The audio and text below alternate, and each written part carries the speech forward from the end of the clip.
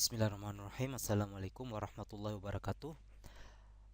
Kita berjumpa kembali dalam bagian kedua dalam bahasan mengenai Islam yang Anda ikuti itu tafsiran siapa.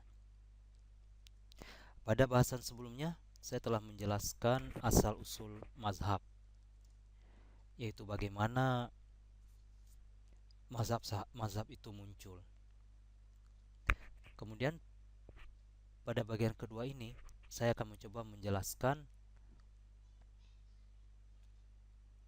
sebenarnya Anda itu mengikuti tafsiran agama siapa. Mungkin selama ini Anda tidak sampai bertanya-tanya, sebenarnya Islam mana yang saya ikuti ini? Sehingga kalau Anda tidak mengetahui Islam apa yang Anda ikuti, maka Anda cenderung menyamaratakan semua pendapat agama, baik itu yang berasal dari Syiah, Mu'tazilah, atau Sunni, dan Anda menganggap itu semua adalah sama. Tidak ada perbedaan di antara mereka. Tapi patut Anda ketahui, tafsiran agama menurut Syiah, Mu'tazilah, dan Sunni adalah berbeda sama sekali.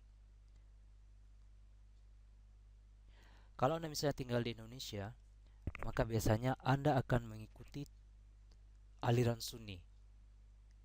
Di mana aliran Sunni di Indonesia ini pun ada berbagai macam tafsiran, bukan hanya satu. Biasanya kalau Anda belajar dari agama dari sekolah umum, dari mulai SD sampai SMA, maka biasanya Anda akan mempelajari agama berdasarkan tafsiran Departemen Agama, karena mereka yang menyediakan buku-buku agama bagi Anda. Secara tak sadar sebenarnya Anda telah menggunakan tafsiran Departemen Agama. Atau kalau misalnya Anda rajin pergi ke majelis taklim, pergi ke liko, atau pergi ke pengajian-pengajian, maka Anda akan mengikuti tafsiran para ustadz, para habib, para kiai yang menjadi pembicara di acara-acara tersebut. Atau misalnya kalau Anda terlibat dengan organisasi agama tertentu seperti Persis, Muhammadiyah, NU, dan sebagainya, maka biasanya Anda akan mengikuti tafsiran agama organisasi tersebut dan sebagainya.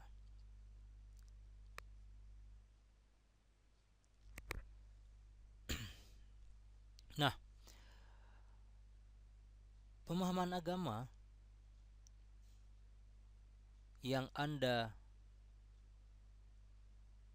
pahami sekarang ini ternyata dipengaruhi oleh lingkungan, dipengaruhi oleh lokasi di mana Anda tinggal, atau dengan siapa Anda berteman.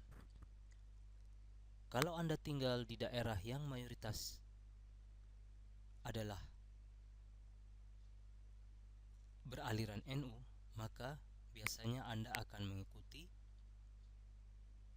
pemahaman agama berdasarkan NU.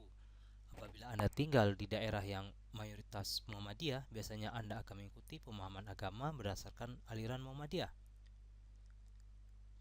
Juga akan dilihat dengan siapa Anda berteman. Jika Anda berteman dengan komunitas Salafi misalnya, kemungkinan besar pemahaman agama Anda akan dipengaruhi oleh komunitas Salafi tersebut. Apabila Anda sering berkumpul dengan misalnya golongan Habib-Habib, ya, misalnya yang tergabung dalam komunitas Maulid misalnya, komunitas cinta Nabi biasanya, yang sering mengadakan zikir-zikir, maka pemahaman agama Anda akan dibentuk oleh Habib-Habib tersebut. Ya kan? Kalau mereka mengatakan bahwa zikir ini adalah sahih berasal dari Nabi, maka Anda akan mengikuti apa yang dikatakan oleh Habib tersebut. Nah, ya, jadi disinilah misalnya dilihat dengan siapa Anda berteman. Apabila Anda berteman dengan kebanyakan teman Anda berasal dari golongan Syiah, kemungkinan besar bisa jadi Anda terpengaruh dengan aliran Syiah juga, cepat atau lambat. Nah, disinilah dapat kita lihat betapa pentingnya peranan guru atau besarnya peranan guru dalam membentuk pemahaman agama Anda. Karena guru itu akan menafsirkan dan menjelaskan hukum-hukum agama kepada Anda sekalian. Jadi biasanya sang guru membaca dari buku lainnya, kemudian dia akan menjelaskan kepada Anda berdasarkan apa yang dia fahami. Nah, inilah tafsiran sang guru. Sehingga Anda sering menggunakan kata-kata mereka sebagai sandaran dan hujah-hujah agama secara tidak sadar. Contohnya, kalau ditanya, kenapa Anda melakukan amalan seperti ini atau ibadah seperti ini, maka Anda akan menjawab, karena itulah yang diajarkan oleh guru saya. Bisakah Anda memberikan hujah-hujah atau dalil-dalil dari ibadah yang Anda lakukan ini? Oh, mungkin mereka akan menjawab, hubungi guru saya, karena merekalah yang mengerti akan hujah-hujah dan dalil-dalil agama. Nah, jadi pemahaman agama orang ini terbentuk oleh guru hujah-hujah dari guru-guru mereka. Jadi, apa kerugian bergantung pada satu sumber saja? Kalau hanya bergantung kepada satu sumber atau bergantung kepada satu guru, hanya bergantung pada satu ustaz dan tidak mau melihat kepada pendapat-pendapat yang lainnya, apa yang terjadi adalah muncul ta'assub atau fanatik, buta. Yang sebenarnya ta'assub ini diakibatkan oleh kelemahan ilmu seseorang. Akibat lemah ilmu, biasanya ada perasaan lemah dan rendah diri. Untuk menutupi perasaan lemah dan rendah diri itu, dia berusaha mencari seseorang yang memiliki pemahaman agama yang lebih tinggi untuk sekedar dikagumi, dianggap diagung-agungkan dan dimuliakan. Nah, sikap ini akan membawa pada ketaatan dan kepatuhan tanpa perintah. Jadi kalau misalnya orang ini mengatakan, kamu kerjakan ini, jangan dengarkan yang lain, maka si orang awam ini kemudian akan mengikuti perintah si orang yang dianggap agung tersebut. Dan ini sangat berbahaya, karena bisa jadi perintahnya itu adalah perintah yang menuju kepada kesesatan.